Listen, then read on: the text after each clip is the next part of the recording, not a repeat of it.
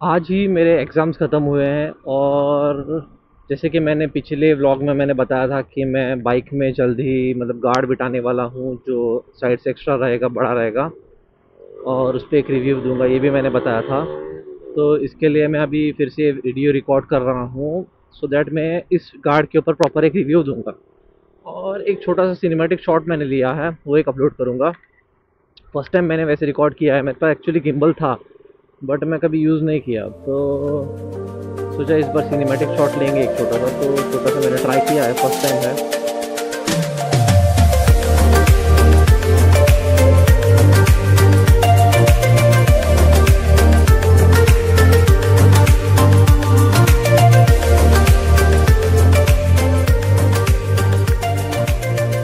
तो अभी यहाँ पर थोड़ी ट्रैफिक है, इसे थोड़ा कवर करके ना एक खाली जगह पे जाके मैं आपको गार्ड बताऊंगा ओवरऑल कैसा किधर है।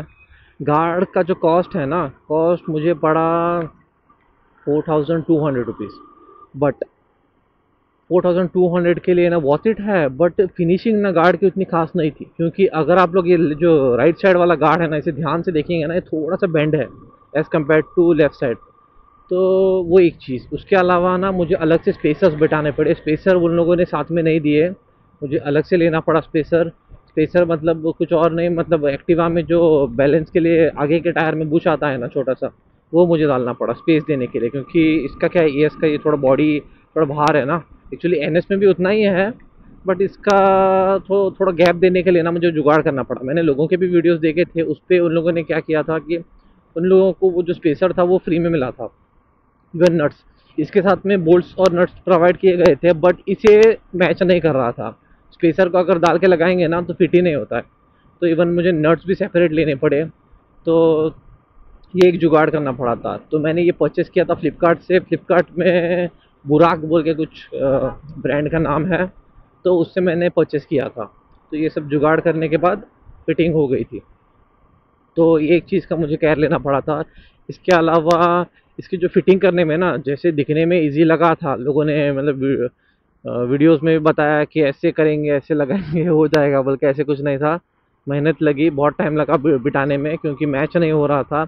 उस पेसर का जुगाड़ करने में भी टाइम लगा, गैरेज जाके मतलब उसको बोल के मतलब इतना इतना स्पेस चाहिए वो सब डिसाइड करके, फिर एक बार बिठाया तो एक बाहर रहा एक अंदर की तरफ रहा।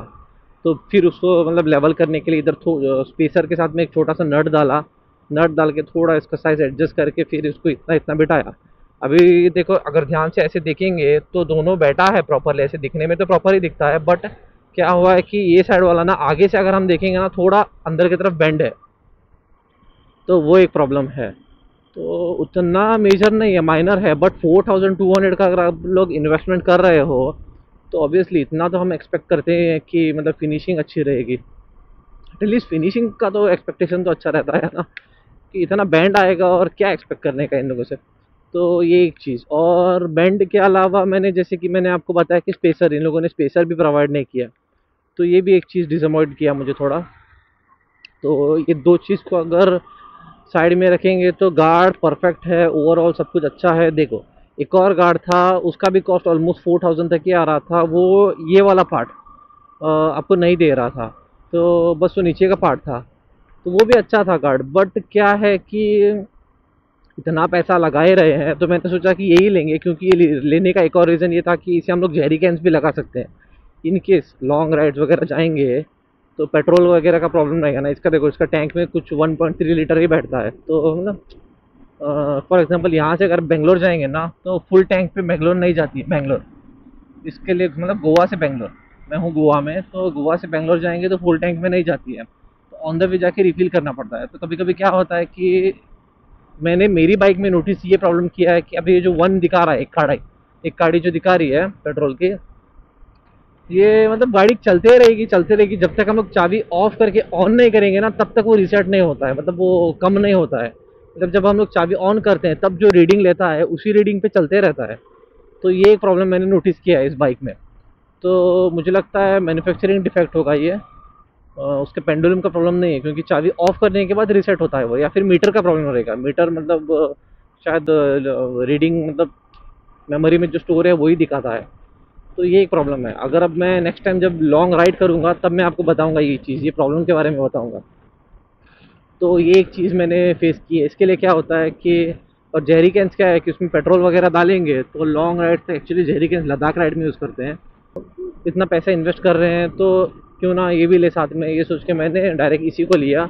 और अगर हम लोग लुक को देखेंगे ना, लुक एकदम बाइक चलाने के टाइम पे ना परफेक्ट है, मतलब बाइक एकदम ब्रॉड दिखती है। एक और जो प्रॉब्लम है वो है कि ये जो पार्ट है ना, ये साइड से थोड़ा बाहर है।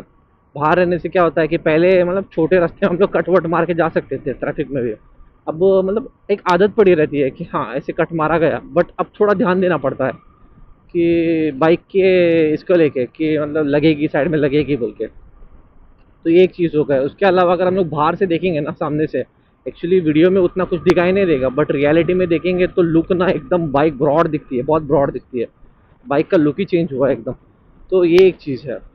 तो ये सब चीज़ों को अगर कवर करेंगे ना, साइड में रखेंगे, तो पैसे का अगर हम लोग सोचेंगे तो वॉच इट है इतने प्राइस में। मतलब जो लुक को एनहांस कर रहा है प्लस सेफ्टी जो दे रहा है ना, जो इसके जो दो प्रोटेक्टर्स जो है, जो सेफ्टी देंगे ना वो भी परफेक्ट है, कुछ प्रॉब्लम नहीं है।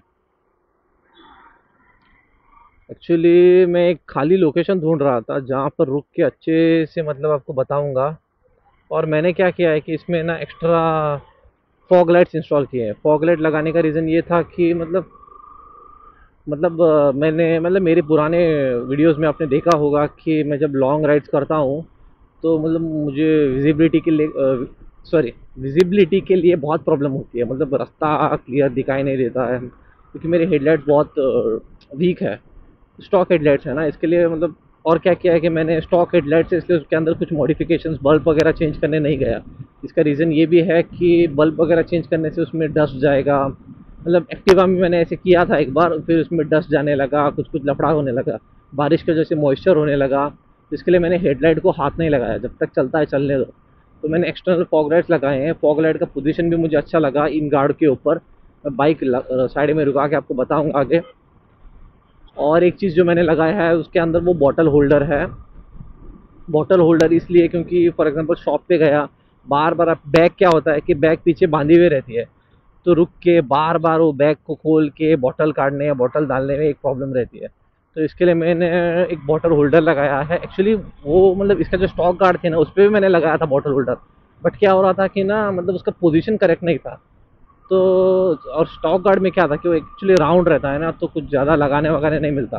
तो एक ही पोजीशन में लगाने मिला तो बॉटल ना चलते चलते ना हाई स्पीड पे वगैरह गिरती है, जैसे कि बड़ा खड्डा भी आएगा ना तो सीधा बॉटल गिर जाती है। तो ये एक प्रॉब्लम था। तो फिलहाल जो मैंने बॉटल होल्डर लगाया है तो इसे मैंने परफेक्ट लगाया है, मतलब इसका पोजीशन ऐसे है तो बॉटल नहीं गिरेगी। एक्चुअली मैंने लगा के टेस्टिंग भी किया।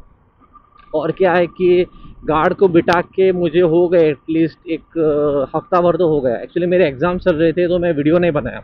मैं सोचा था इंस्टॉलेशन के ऊपर वीडियो बनाने के लिए, बट प्रॉब्लम क्या होने लगा कि जैसे कि मैंने बताया कि वो बोल्ट्स बराबर नहीं थे, फिर स्पीकर्स का प्रॉब्लम होने लगा। स्टार्टिंग मैंने रिकॉर्ड किया, फिर ये जब झंझट होने लगा ना तो मतलब सर ख़राब होने लगा, तो मतलब थोड़ा डिले हुआ तो मैं वीडियो रिकॉर्ड नहीं किया। और दूसरा क्या है कि यहाँ पर गर्मी इतनी हुई है फ़िलहाल, तो मतलब आज जब मैं सिनेमैटिक शॉट ले रहा था ना उसमें भी मुझे पसीना छूटा एकदम। बस सिनेमैटिक शॉट्स लेने में ही पसीना निकला था, और क्या बताऊँ।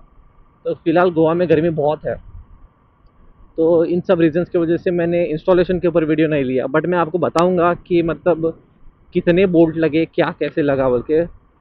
तो ये था गार्ड के ऊपर। अभी यहाँ पर कहीं पे भी रुकूंगा, रुको अभी एक अच्छा लोकेशन देख के ना। वैसे देखने जाएंगे तो ये लोकेशन मस्त है ना, ये एक्चुअली राय है। यहाँ पर क्या है कि मतलब खेत वेत ज़्यादा है, मतलब ऐसे सब लोकेशन गोवा में बहुत कम है। आजकल क्या हो रहा है कि सब कुछ डेवलप हो रहा है ना, इसके लिए मतलब वो उतने फैसिलिटीज़ अभी नहीं रहे पहले जितने। एक्चुअली ये ऐसे ठंडी लोकेशन पे आने के लिए मतलब इसका मज़ा ही कुछ और है। ऐसे एक और जगह है उर्लिम बोल के, वहाँ पर भी अच्छा है। कभी व्लॉग में लेके जाऊँगा, उधर भी वो साइड भी राइड करके आएंगे। एक्चुअली साउथ गोवा में अगर आप लोग देखोगे ना तो घूमने के लिए प्लेसेस बहुत है, लेकिन हिडन प्लेसेस है, मतलब डिस्कवर नहीं हुए हैं। वही अगर नॉर्थ गोवा देखेंगे तो नॉर्थ गोवा में बस पार्टी वार्टी यही सब चलते रहता है। ऑब्वियसली कॉमन चीज़ है पार्टी वीटी, और लोग गोवा आते ही ये सोच के कि दारू पार्टी, लेकिन दारू और पार्टी के पार्टी को साइड में रख के अगर हम लोग देखेंगे ना, तो साउथ गोवा में भी प्लेसेस है जहाँ पर मतलब रिलैक्सेशन करने के लिए, मतलब शांत से बैठने के लिए बीच पे, शांत खेत के पास, ऐसे देखने के लिए जगह भी गोवा में बहुत कुछ है। तो छोड़, वो अलग टॉपिक है, उसे फिर कभी कवर करेंगे।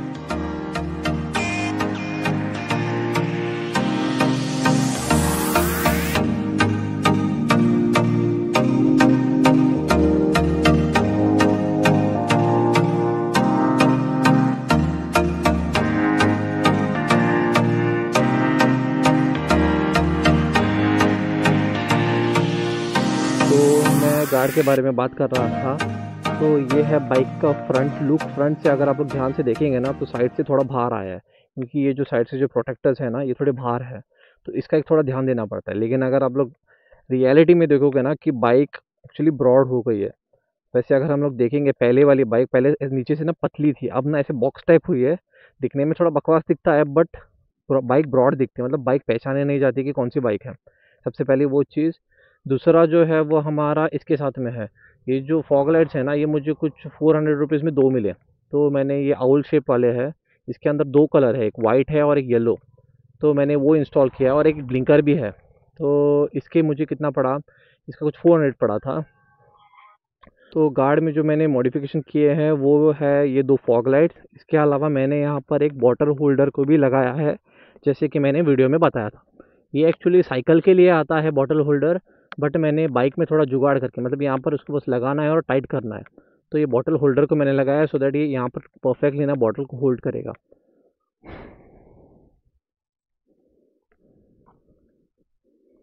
उसके अलावा अगर हम लोग फिटिंग की बात करेंगे ना, तो यहाँ पर एक बोल्ट लगेगा, जो कि मुझे चेंज करना पड़ा। इसका जो स्टॉक बोल्ट आया था ना, वो नहीं पहुँचा यहाँ तक। तो मैंने बोल्ट को एक रिप्लेस किया है, और यहाँ पर मैंने ये जो साइकिल का लॉक है, एक्चुअली हेलमेट को लॉक करने के लिए मैंने लगाया है।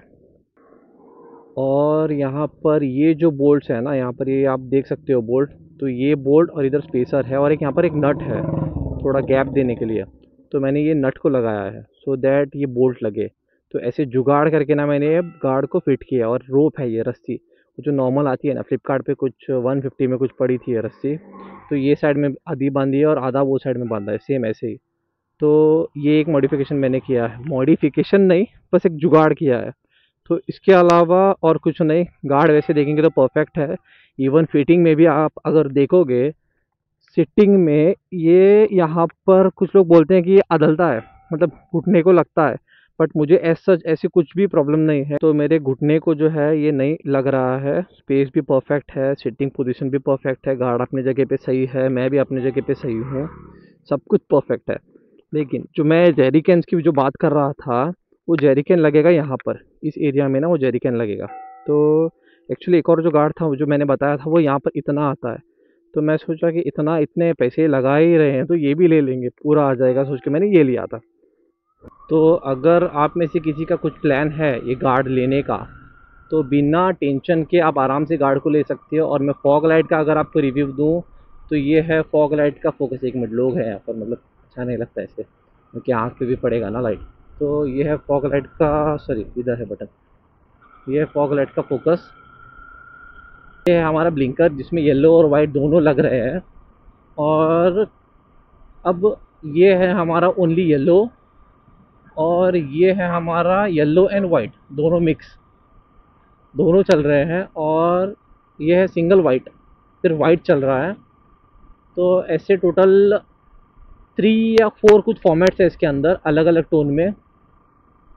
तो इसके अलावा अगर हम फोकस का देखेंगे, तो ओके है फोकस। 400 रुपये में और क्या मिलेगा, तो 400 रुपये के हिसाब से परफेक्ट है फोकस।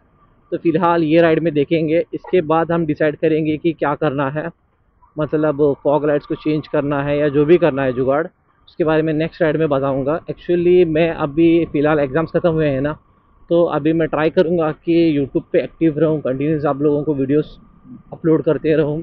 इसके अलावा पिछले व्लॉग में मैंने बताया था कि इसका ऑयल चेंज करना है, ये भी एक चीज़ है।